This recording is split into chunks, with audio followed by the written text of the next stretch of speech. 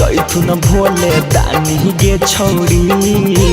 खुश होई जैथुन भोले दानी गे छौरी लिखा ले कांबर में तू पटना के राजधानी गे छौरी लिखा ले कांबर में तू पटना के राजधानी गे छौरी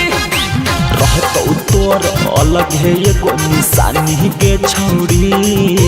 रहतौ तोर अलग है एगो निशानी गे छौरी लिखा ले कांबर में तू पटना के राजधानी गे छौरी लिखा ले कांबर में तू पटना के राजधानी गे छौरी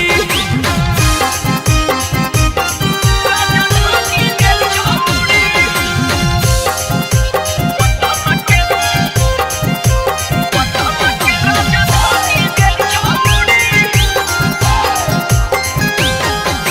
मानिल छौरी तू बतिया हमार गे देवघर में होते तो तोरा बड़ा चार गे जदि तू चढ़ जही सुइया पहाड़ गे देतो ये बोर्ड तोरा झारखंड सरकार गे देतो ये बोर्ड तोरा झारखंड सरकार गे मानिल छौरी तू बतिया हमार गे देवघर में होते तो तोरा बड़ा चार गे जदि तू चढ़ जही सुइया पहाड़ गे देतो ये बोर्ड तोरा झारखंड सरकार गे झारखंड सरकार गे जैतौ नीतीश कुमार पहचानी गे छौरी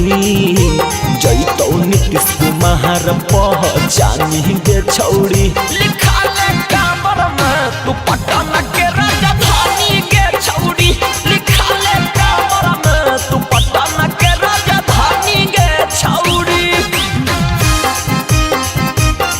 राजधानी गे छौरी पटना के राजधानी गे छौरी कहो हो तोरा से सौरभ सुगम गे घर रह बोलब जइहे बोला बम गे हो या नरजी जब जब खत्म गे लीहे चढ़ाई तू भर के चिलम गे लीहे चढ़ाई तू भर के चिलम गे कहो हो तोरा से सौरभ सुगम गे घर रह बोलब जइहे बोला बम गे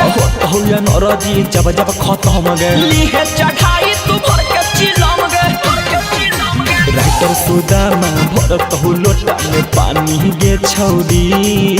अनुपम बेदरदी भरत हो लोटा में पानी गे छौरी लिखा ले कांबर में तू पटना के राजधानी गे छौरी लिखा ले कांबर में तू पटना के राजधानी गे छौरी